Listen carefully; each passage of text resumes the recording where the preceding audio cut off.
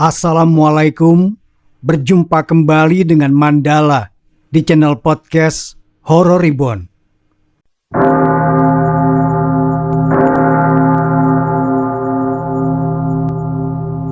Pagi itu, sebuah keluarga kecil yang terdiri dari sepasang suami istri dan anaknya yang berusia 7 tahun terlihat berjalan bersama untuk pulang dari ladang. Pemandangan itu menjadi pusat perhatian untuk para warga yang melihatnya. Bisik-bisik para warga pun saling bersaut-sautan mengiringi langkah kaki keluarga kecil itu. Tidak lain, mereka membicarakan tentang Aidil yang berani-beraninya membawa istri yang sedang hamil untuk ikut menginap dan tidur di ladang. "Hei Aidil, istrimu itu sedang hamil. Ya jangan kamu ajak juga ke ladang, apalagi sampai tidur di sana malam-malam. Nanti kalau istri dan anakmu diincar oleh Musang Mune, baru kamu menyesal," ucap salah seorang warga yang melihat kepulangan Aidil beserta anak dan istrinya, Pak Wira. Dari sekian banyak orang yang saat itu melihat kepulangan mereka, hanya Pak Wira yang mau dan berani menegur Aidil. Bukan karena mereka takut pada sosok pria berusia 35 tahunan itu, tetapi mereka sudah jengah menasihati Aidil yang terlalu keras kepala dan tidak mau mendengar perkataan mereka. Sudah sering kali warga memperingati serta menasihati Aidil tentang sosok Musang Mune yang menjadi mitos paling dipercaya di kampung itu. Tapi Aidil selalu tak percaya dan menganggap warga hanya mengarang cerita tentang sosok yang selalu disebut dengan sebutan Musang Mune itu. Sampai pada akhirnya warga menjadi jengah dan malas, lalu mulai berhenti menasihati Aidil yang menurut mereka terlalu keras kepala. "Aduh, Mang Wira ini ada-ada saja. Musang Mune itu tidak ada, Mang. Cerita tentang Musang Mune itu hanyalah sebuah cerita dari orang-orang tua terdahulu untuk menakuti anak-anak mereka dan menuruti perkataan mereka saja, tidak lebih. Lagi pula, Mamang mau menasihati aku dengan cerita seperti itu, apa untungnya? Aku bukan anak kecil lagi," sahut Aidil. Sama seperti sebelum-sebelumnya saat dia dinasihati oleh warga yang lainnya tentang keberadaan Musang Mune. Aidil memang tipe orang yang tak mempercayai tahyul dan hanya berpikir sesuai logikanya saja. Ia keras kepala dan tak mau menerima pendapat orang lain. Kalaupun ada yang ia takuti saat menginap di ladang, tentu saja bukan sesuatu yang belum pasti keberadaannya seperti Musang Mune. Ia lebih takut pada hewan seperti babi yang akan merusak ladang mereka, atau penjahat yang mungkin bisa saja mencelakakan istri dan anaknya. Aidil, kau ini kalau dibilangi tidak percaya juga. Mengeyel saja jika diingatkan. Ingat Aidil, sebaiknya kau tidak menganggap remeh semua nasihat dan peringatan kami Aidil. Jangan sampai terjadi sesuatu pada anak dan istrimu, baru kamu mau menyesal. Ingat, penyesalan di akhir itu tidak akan ada gunanya, lanjut Pak Wira sambil menggelengkan kepalanya, merasa tidak percaya dengan Aidil yang begitu keras kepala. "Iya Mang, terima kasih sudah mengingatkan saya dan keluarga saya. Tapi Mamang tidak perlu khawatir. Saya yakin istri dan anak saya pasti akan baik-baik saja. Saya akan membuktikan pada kalian semua kalau Musang Mune tidak lebih hanyalah mitos semata. Dia itu tidak nyata. Ya sudah, kalau begitu saya permisi dulu Mang. Sudah sore, mari." Aidil menganggukkan kepalanya di hadapan Pak Wira, lalu berjalan meninggalkan pria itu yang masih berdiri mematung di tempatnya berdiri sejak tadi. Dasar anak muda zaman sekarang, susah sekali mau dinasihati. Nanti kalau sudah kejadian, baru menyesal. Masih bisa Aidil dengar Pak Wira menggerutu di belakang tubuhnya saat Aidil melangkah bersama anak dan istrinya. "Akan aku buktikan kalau Musang Mune itu hanyalah mitos semata, sehingga kalian yang terus mengatakan tentang sosok itu akan diam dan tak lagi berbicara hal itu padaku."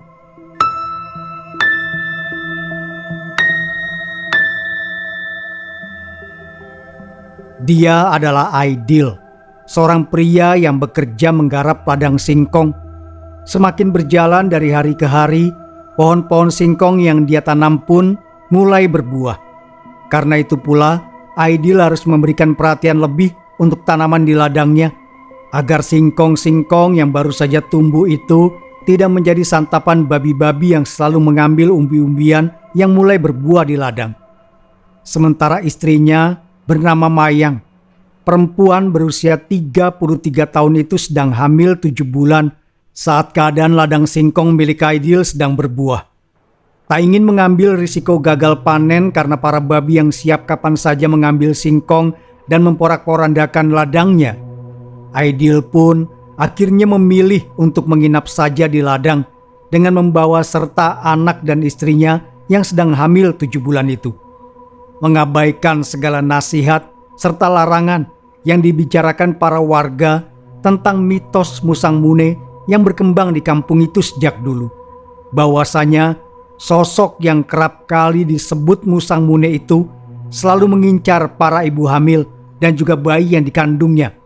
Bahkan mereka bilang bahwa makhluk itu juga mengincar bayi baru lahir yang belum genap berusia 40 hari.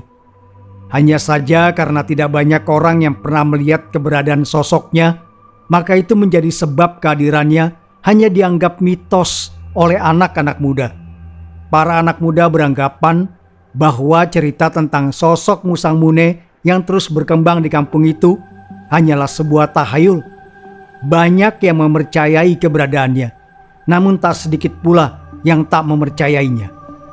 Salah satunya adalah Aidil. Meski telah diingatkan oleh warga serta tetangga rumahnya untuk tidak membawa serta Mayang dan anak mereka, Fatih, Aidil tetap saja keras kepala dan membawa mereka serta untuk menginap di ladang, menunggui singkong yang telah berbuah agar tidak dimakan habis oleh gerombolan babi. Sebenarnya bukan karena memang ingin, tetapi Aidil hanya khawatir bila istrinya yang sedang hamil besar itu dia tinggalkan seorang diri di rumah bersama Fatih. Meskipun anak mereka sudah berusia 7 tahun, tapi tetap saja Fatih belum bisa diandalkan untuk melakukan banyak hal layaknya orang dewasa. Pikiran Fatih masihlah belum dewasa. Tentu saja, anak itu baru genap berusia 7 tahun sejak beberapa bulan lalu. Karenanya, Aidil yang tak ingin mengambil risiko dan lebih memilih untuk mengajak Mayang ikut serta.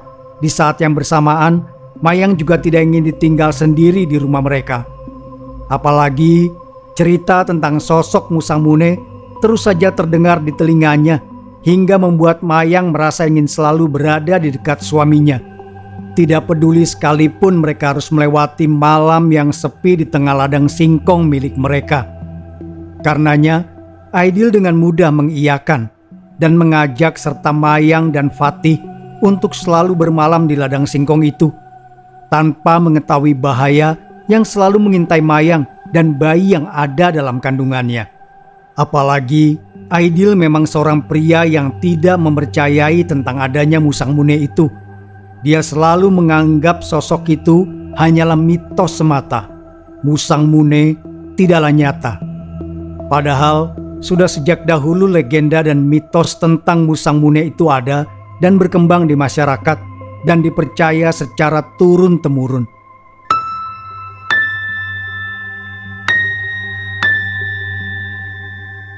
Setelah pulang pada pagi hari, Aidil kembali berangkat ke ladang pada sore harinya. Tentunya bersama dengan Mayang serta Fatih juga. Mereka akan selalu ikut kemanapun Aidil pergi. Dengan perutnya yang sudah cukup besar di usia kehamilan 7 bulan itu, Mayang berjalan dengan perlahan menyusuri jalanan kampung menuju ladang dengan tangan membawa beberapa rantang makanan untuk dikonsumsi di ladang itu nanti. Setiap langkah kakinya harus sangat berhati-hati, sebab jika tidak, maka bukan tidak mungkin dirinya akan jatuh tergelincir di atas jalan yang becek dan berlumpur. Sangat berbahaya untuk bayi dalam kandungannya. Loh, Mayang masih ikut menginap juga di ladang toh? Mayang menghentikan langkah kakinya sesaat dan menengok untuk menatap salah seorang warga yang kembali berucap dengan heran saat melihat dia yang berjalan mengikuti Aidil ke ladang, sama seperti hari-hari sebelumnya. Yusari, Iya Yu, saya merasa sedikit bingung hendak melakukan apa di rumah. Jadi saya putuskan untuk tetap ikut dengan suami saya saja ke ladang, ucap Mayang. Tetapi perempuan yang dipanggil dengan nama Yu Sari itu justru menggelengkan kepalanya sambil mengusap dadanya dengan satu tangan. Tidak habis pikir dengan sikap Mayang yang sama keras kepalanya dengan Aidil. Pasangan suami istri itu memang sangat susah sekali untuk dinasehati. Mayang ini lagi hamil loh. Sudah besar begitu perutnya. Lebih baik Mayang itu istirahat di rumah. Biarkan saja Aidil menjaga sendiri ladangnya. Mayang pasti tahu kan tentang cerita Musang Mune yang terkenal di kampung kita ini? Saya khawatir kalau Mayang terlalu sering menginap di ladang, nanti malah menjadi incaran Musang Mune itu. Jadi sebaiknya sekarang Mayang ikut pulang saja sama Ayu ya. Keselamatan Mayang dan dede bayi itu yang paling penting, ucap Yu Sari. Dia berusaha menggagalkan niat Mayang untuk kembali mengikuti Aidil yang sudah berjalan lebih dulu ke ladang. Yu Sari ini bagaimana toh? Kak Aidil itu kan suami saya. Ya wajar saja kalau saya ikut kemana dia pergi. Lagi pula Musang Mune itu tidak nyata Yu. Itu hanya mitos. Lagi pula memangnya kenapa kalau saya ini sedang hamil? Memangnya orang hamil tidak boleh ke ladang? Mayang menatap wajah Yu Sari itu. Tampak sekali bahwa perempuan itu tak mempercayai apa yang saat ini ia dengar dari perkataan Yu Sari. Mayang, tolong dengarkan Ayu Sari ya. Orang hamil itu aromanya wangi dek. Baiklah, sekarang katakanlah Musang Mune itu memang tidak nyata. Tapi di dunia ini banyak sekali makhluk sejenis Musang Mune itu. Mayang tidak lupa kan kalau kita hidup ini berdampingan dengan mereka? Mayang, kita ini hidup berdampingan dengan mereka yang tidak terlihat. Mereka juga sangat menyukai wanita yang sedang hamil. Jadi, daripada nantinya terjadi sesuatu yang buruk dengan kalian, bukankah lebih baik Mayang ini menurut dengan nasihat para warga yang ada di sini? Toh semua ini untuk kebaikan Mayang juga kan? Dek, ayo cepat. Kita harus sampai di ladang sebelum hari mulai gelap, seru Aidil dari jarak yang sudah cukup jauh dari posisi Mayang dan Yu Sari. Tampaknya Aidil baru saja menyadari bahwa sang istri tidak lagi berada di belakangnya. Maaf Yu Sari, saya permisi dulu ya. Sudah ditunggu Kak Aidil di sana. Mayang berjalan terburu-buru menghampiri Aidil yang masih berdiri menunggu istrinya, mengabaikan Yu Sari yang lagi-lagi menggelengkan kepalanya. Kesal karena Mayang dan Aidil tak pernah menggubris nasihat yang diberikan oleh warga desa. Menurutnya, Aidil terlalu menggampangkan segala hal, termasuk keselamatan istrinya yang sedang mengandung itu. Semoga saja kamu benar-benar tidak dijadikan incaran Musang Mune, Mayang, bisik Yu Sari dengan penuh harap. Setidaknya hanya itu yang bisa dia lakukan untuk keselamatan Mayang dan bayinya. Perempuan itu hanya bisa mendoakan semua yang terbaik untuk Mayang. Sebenarnya, Mayang dan Yu Sari masih memiliki hubungan kekerabatan. Itu sebabnya Yu Sari masih mau mengingatkan Mayang. Tapi semenjak menikah dengan Aidil, Mayang sangat jauh berubah. Sementara itu Mayang dan Aidil kembali berjalan beriringan menuju ladang singkong mereka. Kali ini rantang susun berisi aneka menu untuk makan malam dan sarapan mereka sudah berpindah ke tangan Aidil. Tidak tega melihat istrinya yang sedikit kepayahan membawa semua barang-barang itu. Belum lagi beberapa botol air minum yang dibawanya. Sudah pasti semua itu menambah beban yang dibawa oleh Mayang.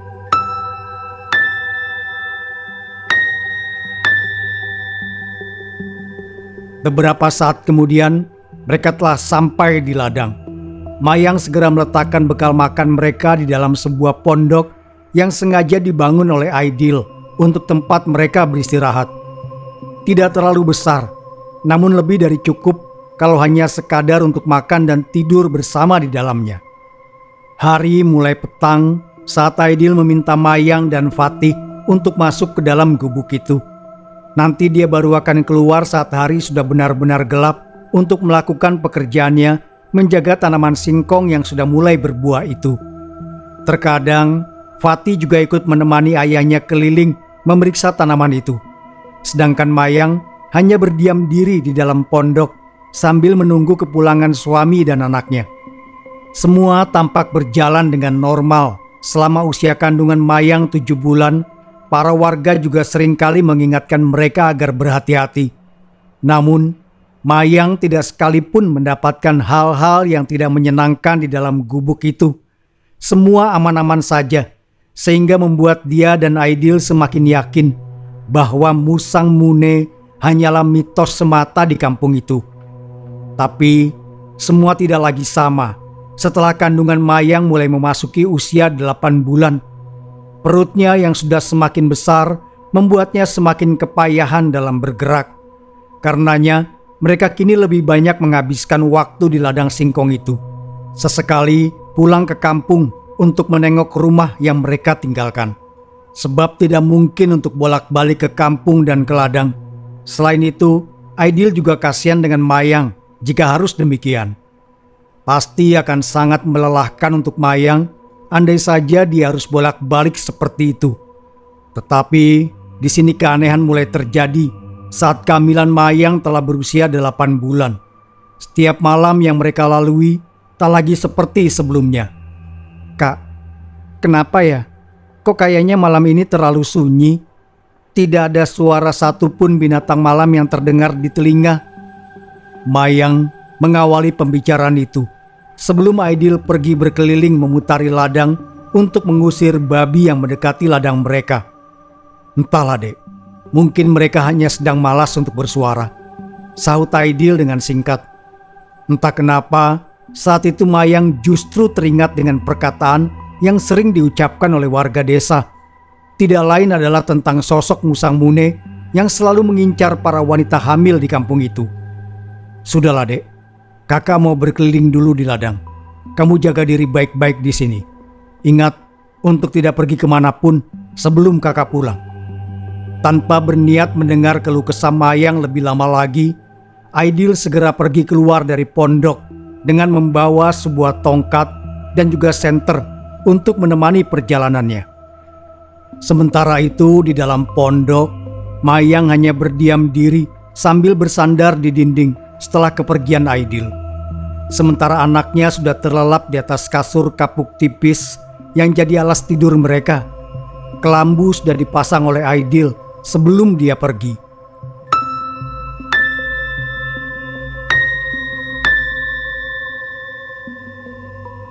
Mayang duduk bersandar di dinding sembari menatap lampu teplok yang mengeluarkan cahaya temaram. Mayang berharap tidak akan terjadi hal yang buruk kepadanya selama Aidil tidak ada di rumah. Mayang segera beranjak dari duduknya dan berjalan menuju pintu masuk untuk menguncinya dengan sebuah kayu panjang yang dipalangkan di balik pintu. Setelahnya, Mayang berjalan menghampiri kasur mereka untuk mengistirahatkan tubuhnya yang sudah terasa begitu lelah, merebahkan tubuhnya di pembaringan hingga akhirnya dia tertidur lelap di sana. Mayang tidak merasa khawatir kalau sewaktu-waktu Aidil pulang, sebab biasanya pria itu baru akan kembali tengah malam nanti untuk sekadar mengecek keadaan anak istrinya dan beristirahat sejenak. Lalu dia akan kembali lagi berkeliling ladang sampai subuh. Barulah setelah itu Aidil akan beristirahat di gubuk itu sampai hari terang. Namun malam itu entah kenapa kedua mata Mayang tidak kunjung terpejam juga, seolah ada sesuatu yang membuat hatinya begitu resah malam itu. Terpaksa Mayang akhirnya bangkit dari kasurnya, duduk di tepi kasur dan menatap apapun yang ada di dalam pondok itu sambil memerhatikan rangka bangunan tersebut dari dalam. Bangunan yang berada di tengah-tengah ladang singkong milik Aidil. Malam yang semakin larut pun membuat tubuh Mayang merasa sedikit menggigil sebab hawa dingin yang masuk melalui celah pondok itu. Mayang kembali bangkit untuk mengambil sebuah selimut guna menutupi tubuhnya agar tak terlalu merasa kedinginan. Lalu kembali duduk di tempat semula. Dielusnya perut buncit yang tertutup pakaiannya dari dalam selimut menghalau segala resah yang perlahan menggerogoti perasaannya. Entah kenapa, sejak kandungannya berusia 8 bulan, Mayang selalu merasa dirinya seperti sedang diawasi oleh seseorang yang tak terlihat. Perempuan itu tidak takut dengan bahaya yang mengancam dirinya sendiri. Yang dia takutkan adalah bayi dalam perutnya. Bagaimana kalau andai kata apa yang mengawasinya itu mengincar bayinya? Tak ingin semakin berpikiran buruk, Mayang kembali merebahkan diri dan berusaha untuk kembali tidur di atas kasurnya. Tiba-tiba terdengar suara tangisan dari arah luar gubuk. Tak bisa dipastikan dari sebelah mana karena suaranya seperti berpindah-pindah. Kedua mata Mayang kembali terbuka lebar saat tiba-tiba terdengar suara tangisan seseorang di luar gubuknya, tepat saat dia baru saja memejamkan matanya. Sontak, hal itu membuat Mayang langsung kembali bangkit dari tidurnya. Dia memasang telinganya dengan begitu awas, memastikan apa yang baru saja dia dengar itu memang nyata, bukan sekadar halusinasinya semata.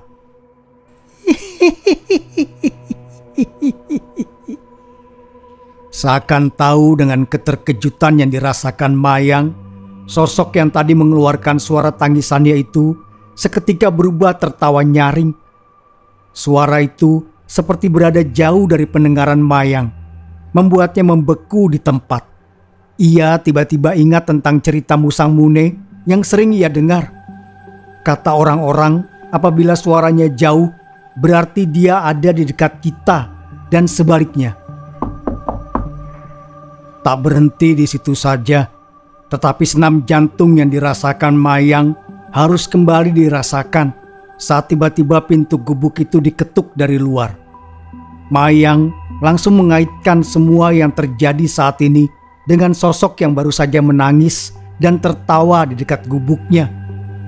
Sampai kemudian sebuah suara yang begitu familiar terdengar di telinga Mayang yang membuatnya seketika mengembuskan nafas lega.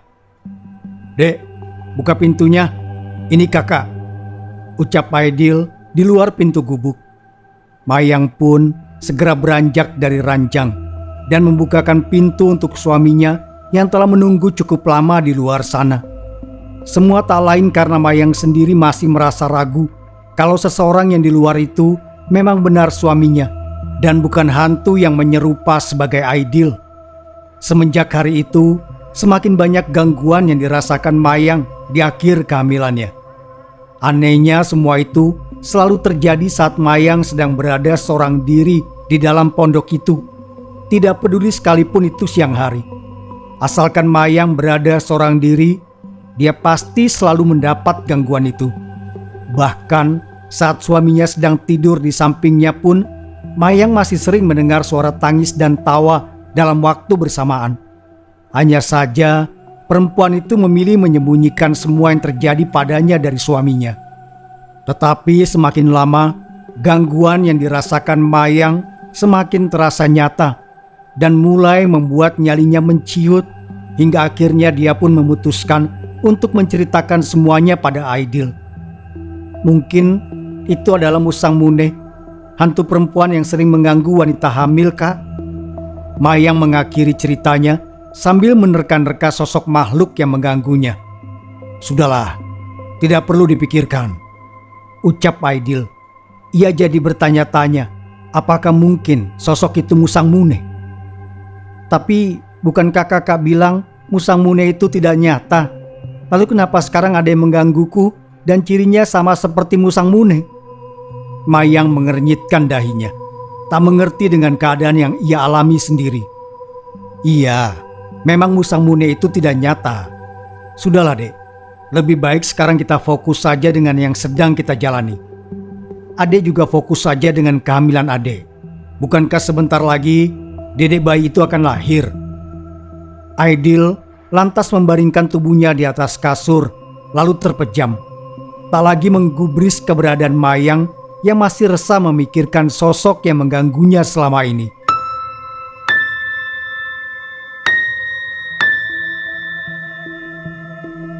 Dalam suasana gerimis sisa hujan sore itu, Mayang merasakan perutnya sakit karena kontraksi.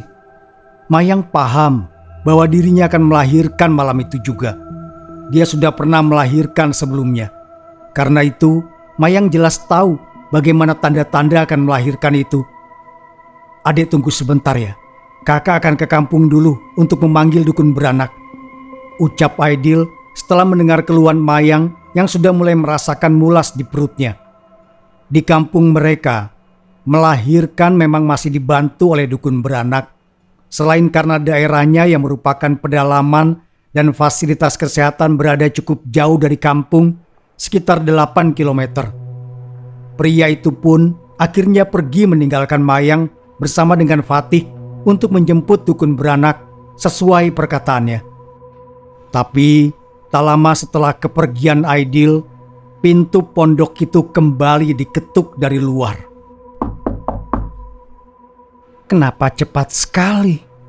Melihat ibunya tak bisa lagi banyak bergerak, Fatih pun bergerak untuk membukakan pintu pondok agar orang di luar sana bisa segera masuk. Bocah itu berpikir bahwa mungkin saja dia adalah ayahnya yang sudah pulang. Setelah pintu pondok terbuka, tampak seorang perempuan parubaya yang berdiri seorang diri di depan sana. Iya, dukun beranak itu sudah sampai di pondok Mayang. Tetapi dia hanya seorang diri. Suamimu sedang mampir ke warung lebih dulu untuk membeli minyak tanah untuk menyalakan lampu petromak, katanya. Bukankah setelah anakmu lahir, kalian butuh banyak cahaya untuk menghangatkan tubuhnya? Begitu jawaban yang diberikan oleh dukun beranak itu saat Mayang menanyakan tentang Aidil. Tak menunggu waktu lama, Mayang pun melahirkan bayinya dibantu oleh dukun beranak itu.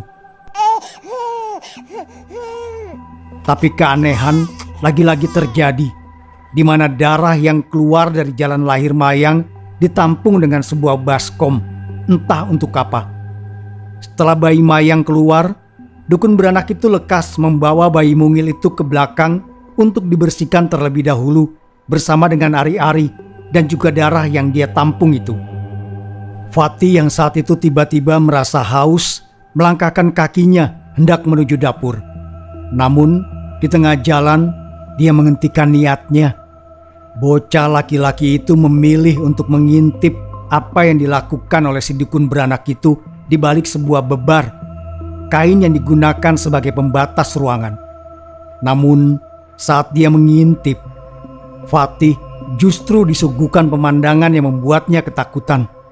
Di mana di depan sana dia melihat dukun beranak itu tengah menjilati darah yang ada di tubuh adiknya. Tak hanya itu saja, tapi dukun beranak itu juga meminum darah yang ada di dalam baskom yang dia tampung beserta segumpal darah beku mirip hati ayam. Tak ingin ketahuan sedang mengintip, Fatih langsung bergegas pergi dari tempat persembunyiannya.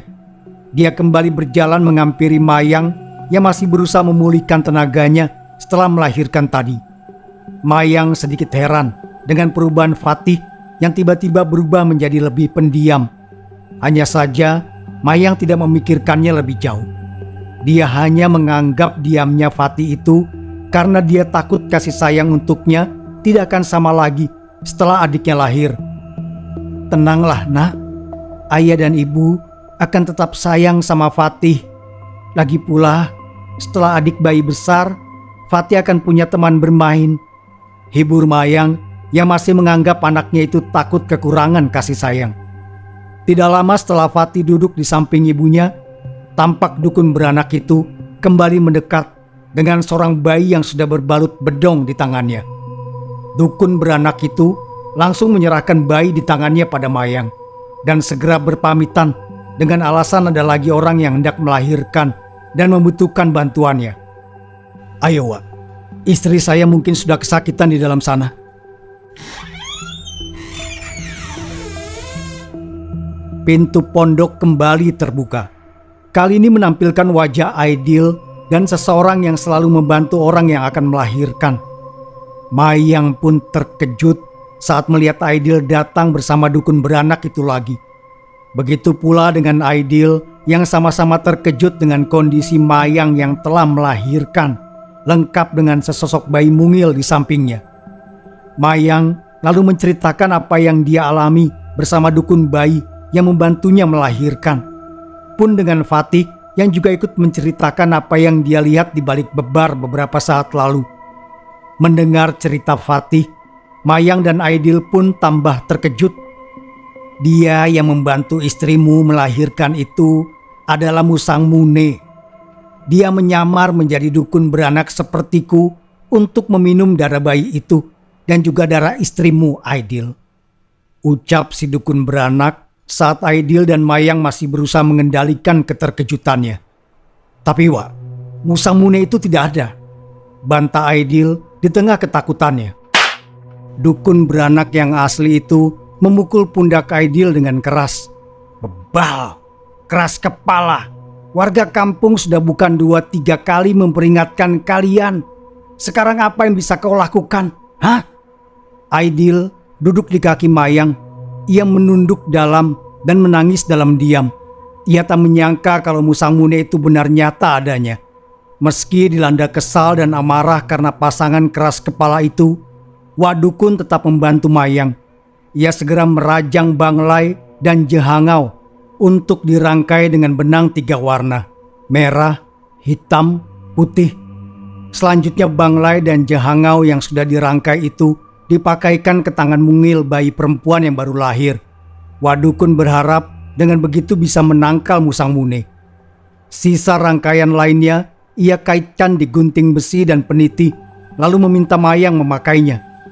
Kata orang tua zaman dulu, Musang Mune dan sejenisnya tak suka dengan bau dari Banglai Jehangau ini. Terima kasih, Wak. Wak Dukun menghela nafas. Ia duduk tak jauh dari Mayang, lalu keluar rumah dan menanam bibit Banglai Jehangau yang ia bawa dari rumah. Saat ia tengah menanam bibit itu, ia mendengar suara tawa yang sangat lirih di telinga.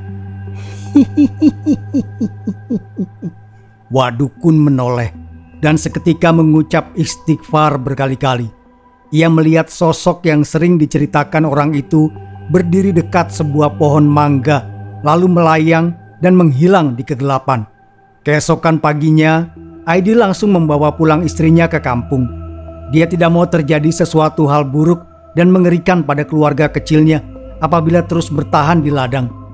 Namun nahas, selang 3 hari setelah kepulangan mereka ke kampung, bayi Mayang meninggal dunia. Orang-orang di kampung itu mengatakan bahwa sebenarnya bayi itu sudah dibawa oleh Musang Mune. Meski Wak Dukun sempat berusaha menolong, tapi jiwa bayi itu sudah lebih dulu dimakan oleh Musang Mune. Masih dalam suasana berduka, 4 hari setelah kematian bayinya, Mayang ternyata ikut menyusul kepergian anak kedua mereka. Namun kepergiannya itu disertai keanehan yang terjadi pada tubuhnya. Mayang seperti orang yang meninggal karena kehabisan darah. Tubuhnya yang kurus kering dan pucat terlihat begitu memprihatinkan. Aku menyesal telah mengabaikan perkataan warga itu. Aku menyesal membawa istriku untuk pergi ke ladang setiap malam dan menginap di sana. Aku menyesal tidak pernah percaya dengan keberadaan Musang Mune, yang ternyata semua itu memang benar adanya. Gumam Aidil. Sekali lagi, penyesalan itu tidak akan pernah bisa mengubah keadaan menjadi seperti semula, sebab istrinya akan tetap tiada bersama anak mereka. Sejak saat itu, Aidil berjanji akan menjaga Fatih dengan baik.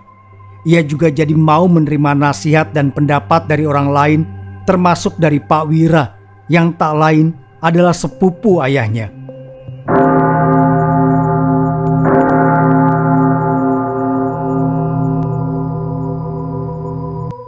Terima kasih sudah mendengarkan. Wassalamualaikum warahmatullahi wabarakatuh. Sampai berjumpa kembali. Sapunyere pegat simpai, paturai patepang deui.